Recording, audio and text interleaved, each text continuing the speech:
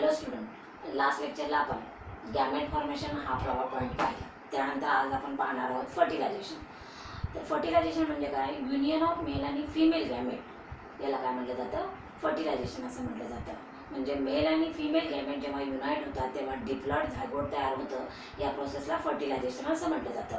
म्हणजे फर्टिलायझेशन प्रोसेससाठी पहिली जी इव्हेंट आहे गॅमेट फॉर्मेशन, ही इव्हेंट आपण काय केलेली आहे? कंप्लीट केलेली आहे. म्हणजे सेक्स्युअल रिप्रोडक्शनमध्ये गॅमेट फॉर्मेशन ही प्रोसेस का गरजेची आहे, इथं आपल्याला पॉईंट क्लिअर झाला असेल. कारण सेक्स्युअल रिप्रोडक्शनमध्ये आपण म्हणतो की जिथं गॅमेट फॉर्मेशन होतं, त्याचं फ्युजन होतं किंवा युनियन होतं, तेव्हाच डिप्लॉइड सेल तयार होते, ज्याला आपण झायगोट असं म्हणतो. तर या प्रोसेसमध्ये आपण युनियन ऑफ मेल आणि फिमेल गॅमेट, ज्याला फर्टिलायझेशन असं म्हटलं जातं, आणि या फर्टिलायझेशनचा एंड प्रॉडक्ट झायगोट हा कसा तयार होतो हे आपण पाहणार आहोत. तर पहा, या फर्टिलायझेशन प्रोसेसमध्ये मेल गॅमेट स्पर्म आणि त्याच्यानंतर फिमेल गॅमेट ओहम किंवा एग यांचं फॉर्मेशन आपण पाहिलं. त्याच्यानंतर याचं युनियन कसं होतं हे एका 3 स्टेपमध्ये सांगितलेलं आहे. तर याच्यामध्ये जी पहिली स्टेप आहे की ज्याच्यामध्ये movement of sperm towards egg, ही या फर्टिलायझेशन प्रोसेसमधली काय आहे? पहिली स्टेप आहे. नेमकं या प्रोसेसमध्ये काय होतं ते पाहूया. ॲक्च्युली याच्यावरती थेरॉटिकली क्वेश्चन विचारला जातो असं नाही. तर हे फक्त इव्हेंट आपल्याला काय करायचे आहे? टी डायग्रामच्या माध्यमातून हे लक्षात ठेवायचं आहे किंवा एक मॅप बनवायचा आहे, आणि या मॅपवरून आपल्याला हे इव्हेंट लक्षात ठेवायचे आहे. फक्त आपल्याला एक्झाम पॉईंट ऑफ व्ह्यू आपल्याला फर्टिलायझेशन डिस्क्राईब करा असा क्वेश्चन विचारला जात नाही. तर याच्यावरती काय क्वेश्चन विचारले जातात हे आपण पॉईंट संपल्यानंतर पाहूया. तर पहा, फर्टिलायझेशन प्रोसेसमधला पहिला जो इव्हेंट आहे movement of sperm towards egg. आता या प्रोसेसमध्ये नेमकं काय होतं पहा. तर पहा, स्पर्म प्रोडक्शन किंवा स्पर्मॅटोजेनेसिस या प्रोसेसमध्ये मेल रिप्रोडक्टिव्ह सिस्टीममध्ये स्पर्मचं प्रोडक्शन झालं, ज्याला आपण स्पर्मॅटोजेनेसिस ही प्रोसेस म्हणलेलं आहे. आता bye the process of ejaculation जे स्पर्म तयार झालेले आहेत, हे स्पर्म एका लिक्विड फॉर्ममध्ये काय असतात? म्हणजे टेस्टिस त्याचं प्रोडक्शन करत असते, ज्याला म्हटलं जातं सीमेन असं म्हटलं जातं. म्हणजे स्पर्म ज्या फ्लुइडमध्ये प्रेझेंट असतात, ज्याला सीमेन असं म्हटलं जातं, या सीमेनमध्ये मेल जेनायटल ट्रॅकमधल्या ज्या काही ग्लँड्स आहेत की ज्याच्यामध्ये आपण पाहिलं होतं की वेगवेगळ्या प्रकारच्या ग्लँड आहेत, ह्या ग्लँड सीमेनचं प्रोडक्शन करतात, आणि सीमेन हे न्यूट्रिटिव्ह मीडियम म्हणून स्पर्मला काय करत असतं? न्यूट्रिशन देण्याचं काम करत असतं. म्हणजे जेव्हा movement of sperm towards egg या प्रोसेसमध्ये सुरुवातीला काय होतं? By the process of ejaculation स्पर्मची एंट्री ही फिमेल जेनायटल ट्रॅकमध्ये होते. म्हणजेच इजॅक्युलेशन प्रोसेसमध्ये सीमेनची एंट्री ही फिमेल जेनायटल ट्रॅकमध्ये होते, आणि या सीमेनमध्ये मिलियन्स ऑफ स्पर्म्स प्रेझेंट असतात. जेव्हा स्पर्म हे फिमेल जेनायटल ट्रॅकमध्ये एंट्री करतात, तेव्हा या प्रोसेसमध्ये नेमकं काय होत असतं? जे सीमेन कोॲग्युलेटेड फॉर्ममध्ये असतं त्याचं कन्व्हर्जन लिक्विफाय किंवा लिक्विड फॉर्ममध्ये होतं. लिक्विफाय फॉर्ममध्ये होत असताना स्पर्म हे काय होतात? ॲक्टिवेट होतात. त्याच्यासोबत फिमेल जेनायटल ट्रॅकमध्ये एंट्री केल्यानंतर पहिली जी प्रोसेस होत असते त्या प्रोसेसला म्हटलं जातं कपॅसिटेशन प्रोसेस असं म्हटलं जातं. ह्या कपॅसिटेशन प्रोसेस, आता ही प्रोसेस आपल्यासाठी महत्त्वाची आहे, कारण या पॉईंटसाठी डिस्क्रिप्टिव्ह क्वेश्चन विचारला जातो असं नाही. तर कपॅसिटेशन प्रोसेस ही आपल्यासाठी ऑब्जेक्टिव्ह टाईप क्वेश्चनसाठी फार महत्त्वाची आहे. जेव्हा फिमेल जेनायटल ट्रॅकमध्ये स्पर्मची एंट्री होते तेव्हा पहिल्यांदा कपॅसिटेशन ही प्रोसेस होते. कपॅसिटेशन याचा अर्थ असा होतो की ॲक्रोझोमलचा जो काही लेअर आहे, आपण स्पर्मच्या स्ट्रक्चरमध्ये पाहिलेला आहे की समजा हे स्पर्मचं जर हेड जर असेल तर याच्यावरती एक कॅपलॅक स्ट्रक्चर प्रेझेंट असतं, त्याला ॲक्रोझोम असं म्हटलं जातं. हा ॲक्रोझोम लेअर काय होतो? थिन होतो, आणि त्याच्यामध्ये कॅल्शियमची एंट्री होतात, आणि त्याच्यासोबत या स्पर्मचा जो नेक रिजन आहे, त्याच्यानंतर हा मिडल पीस आहे, आणि त्याच्यानंतर काय आहे? टेल रिजन आहे. तर या टेल रिजनची जी काही लॅशिंग मुवमेंट आहे ती काय होत असते? वाढत असते. म्हणजेच कपॅसिटेशन प्रोसेसमध्ये ॲक्रोझोमचा लेअर थिन होतो, त्याच्यामुळं कॅल्शियमची एंट्री होते, आणि त्याच्या सोबत जो काही लोकोमोटरी ऑर्गन स्पर्ममध्ये प्रेझेंट आहे तो काय होतो? ॲक्टिवेट होतो, किंवा या स्पर्मची लॅशिंग मुवमेंट काय होते? वाढते.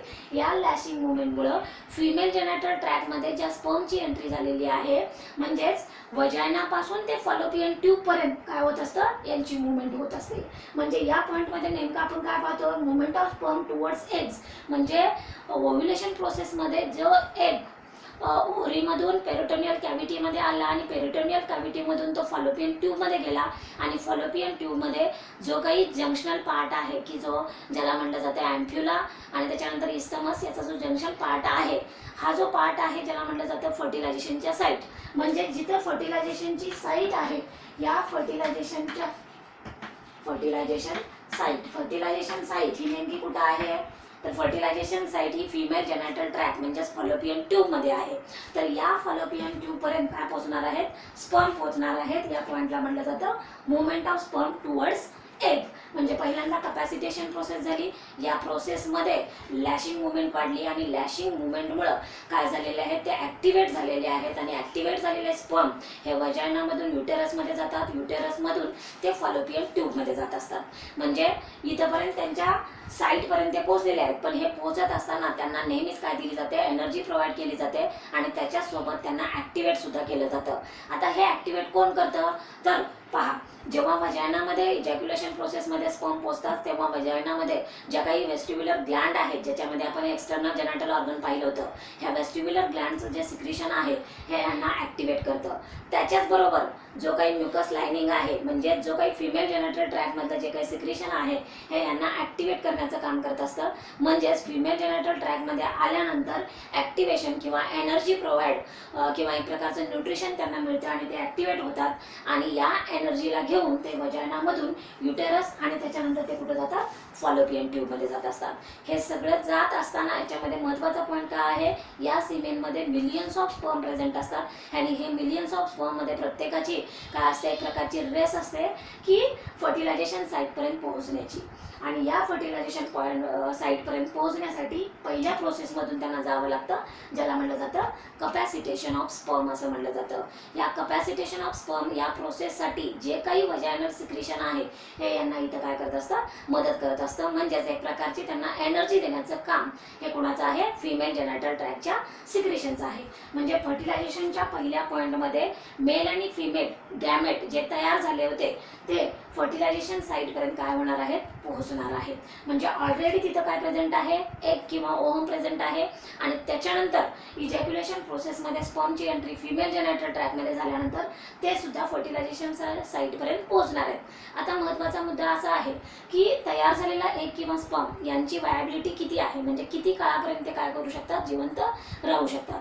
तर ओव्ह्युलेशन प्रोसेसमध्ये तयार झालेला जो काही एग आहे तो 24 आवर्सपर्यंत काय करत असतो, लाईव्ह कंडिशनमध्ये राहत असतो. तर स्पर्मची एंट्री जी झालेली आहे तो फिमेल जेनायटल ट्रॅकमध्ये जो काही स्पर्म आलेला आहे त्याची जी वायबिलिटी असते ती 24 to 48 आवर्स इतकी काय करत असते, म्हणजे त्यांची लाईव्ह किंवा ज्याला म्हटलं जातं वायबिलिटी काय असते, कपॅसिटी असते. म्हणजे त्या आवरपर्यंत ते काय करू शकतात, जिवंत राहू शकतात. किंवा या वेळेपर्यंत जर का स्पर्मची एंट्री जर झाली आणि या स्पर्मनी जर एगला पेनिट्रेट केलं तरच काय होणार आहे, फर्टिलायझेशन होणार आहे. म्हणजे पहिल्या पॉईंटमध्ये स्पर्म हा फिमेल जेनायटल ट्रॅकपर्यंत कसा पोहोचतो हा पॉईंट पाहिला. त्याच्याचबरोबर फिमेल जेनायटल ट्रॅकमध्ये अशी कोणती जागा आहे की जिथं काय होणार आहे, फर्टिलायझेशन होणार आहे. तर या फिमेल जेनायटल ट्रॅकमध्ये नेमकी कोणती साईट आहे, तर जसं आपण फिमेल रिप्रोडक्टिव्ह सिस्टीम पाहिली आणि या रिप्रोडक्टिव्ह सिस्टीममध्ये काय सांगितलं होतं की याच्यामध्ये जी डक्ट सिस्टीम प्रेझेंट आहे ज्याच्यामध्ये फॉलोपियन ट्यूब आहे आणि या फॉलोपियन ट्यूबचा जो काही स्वेलिंग पार्ट आहे ज्याला फर्टिलायझेशनची साईट असं म्हणलेलं आहे.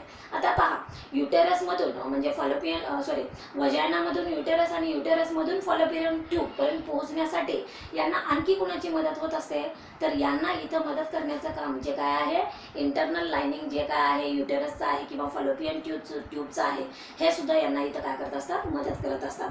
त्याच्याचबरोबर ऑक्सिटोसिन हे जे काही हार्मोन आहे याच्यामुळे सुद्धा या फॉलोपियन ट्यूबची काय होत असते, मुवमेंट वाढत असते आणि त्याच्यामुळे स्पर्म हे या फर्टिलायझेशन साईटपर्यंत काय होत असतात, पोहोचत असतात.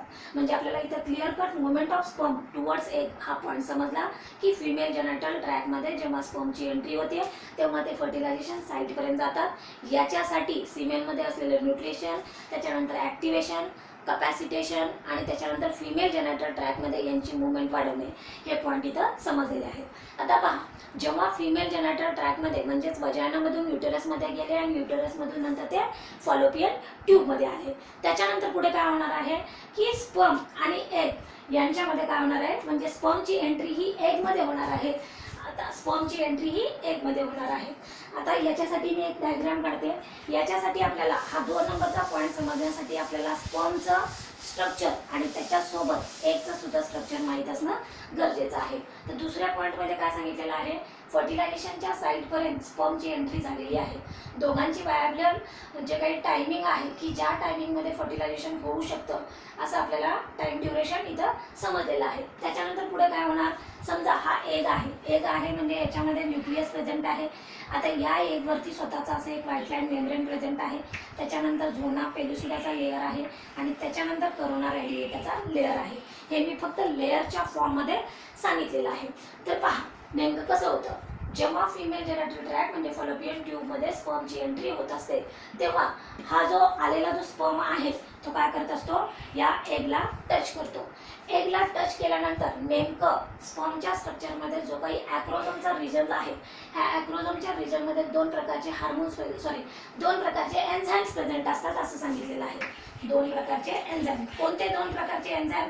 पहिलं जे एन्झाईम आहे ज्याला म्हटलं जातं हायड्रोलायटिक एन्झाईम असं म्हटलं जातं आणि 2 नंबरचं जे एन्झाईम आहे ज्याला लायसिन एन्झाईम असंही म्हटलं जातं की जे काय आहे प्रोटीनियस इन नेचर आहे.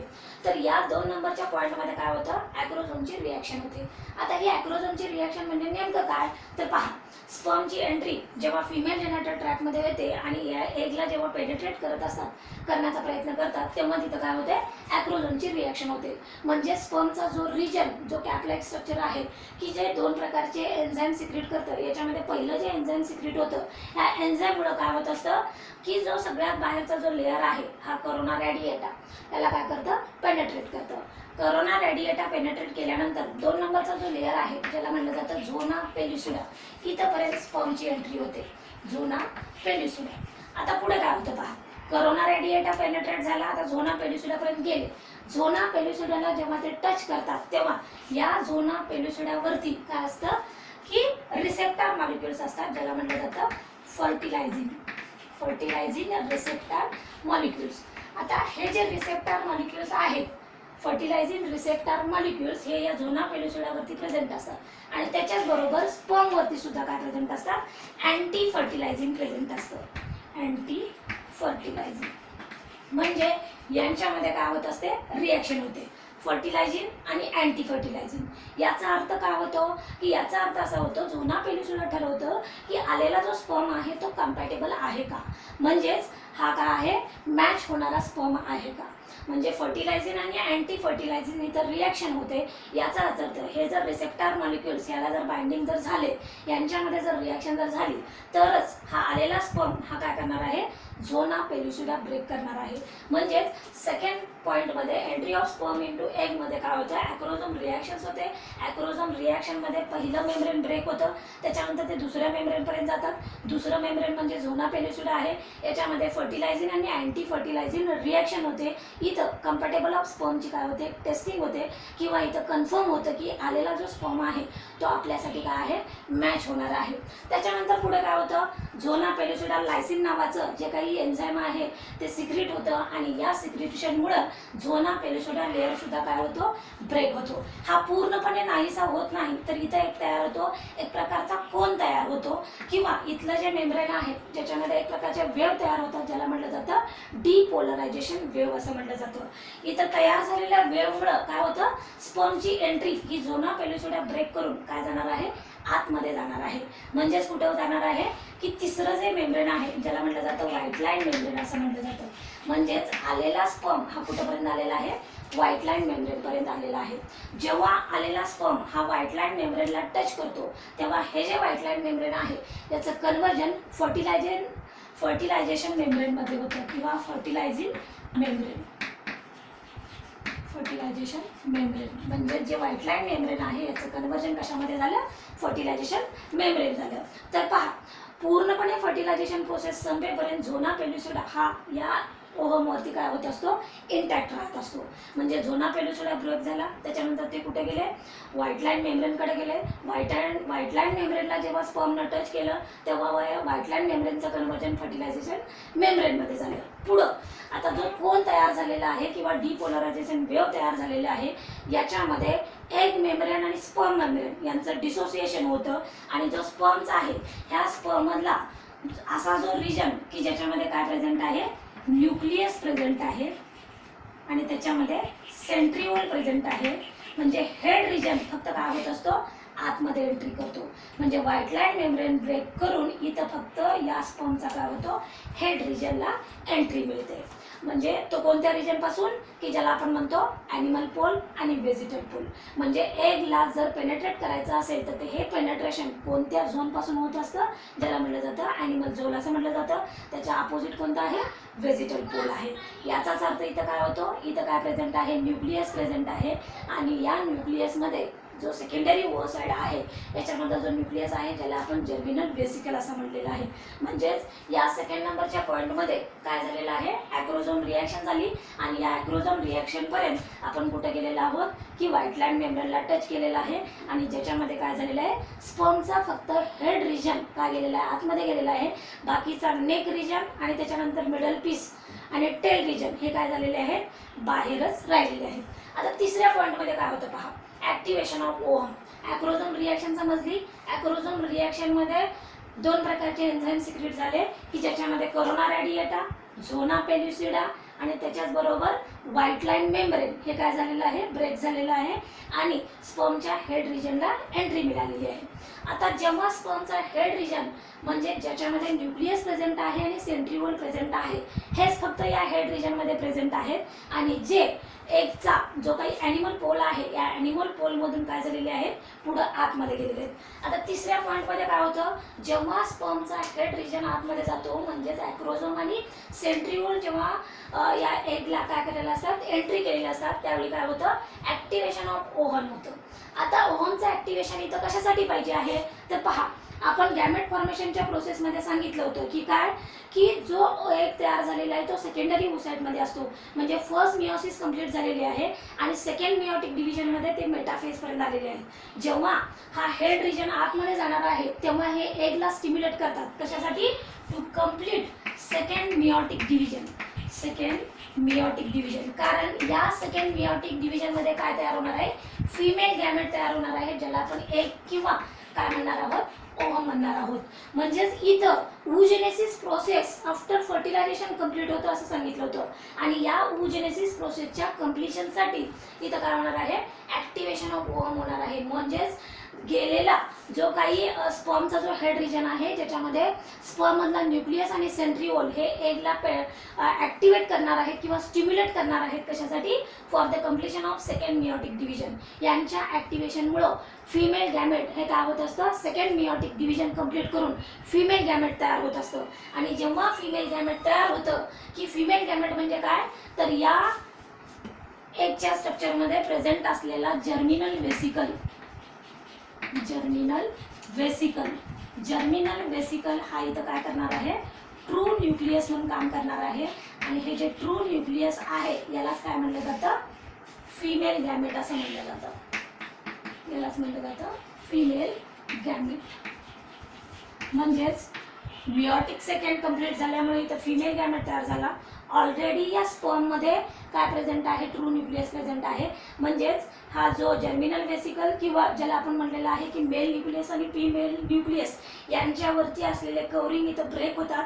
आणि त्याच्यामुळे काय होत असतं, की याच्यामध्ये युनियन ऑफ मेल आणि फिमेल गॅमेट होत असतात, ज्याला म्हटलं जातं फ्युजन ऑफ एग आणि स्पर्म.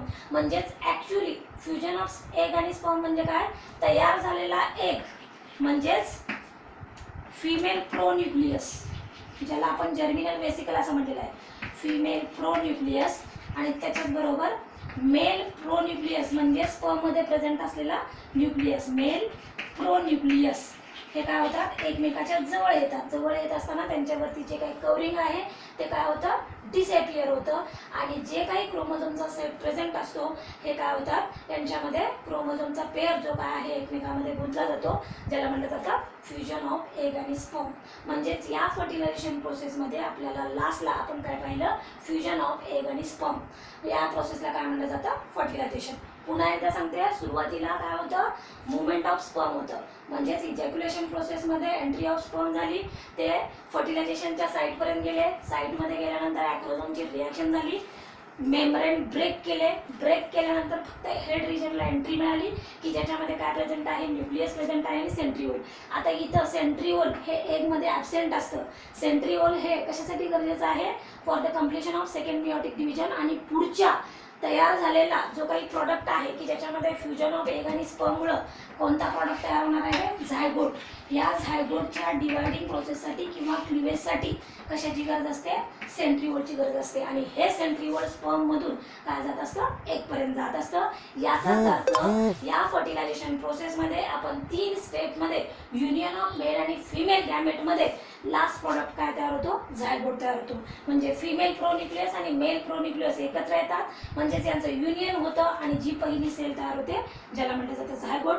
म्हणजे या फर्टिलायझेशन प्रोसेसमध्ये झायगोट तयार झाला की याच्यामध्ये न्यूक्लियस एकत्र आले, म्हणून याला काय म्हटलं जातं, सिनगॅमी असं म्हटलं जातं. इथं आपला फर्टिलायझेशन हा पण काय झालेला आहे, संपलेला आहे. नेक्स्ट लेक्चरला आपण पुढचा इव्हेंट पाहू.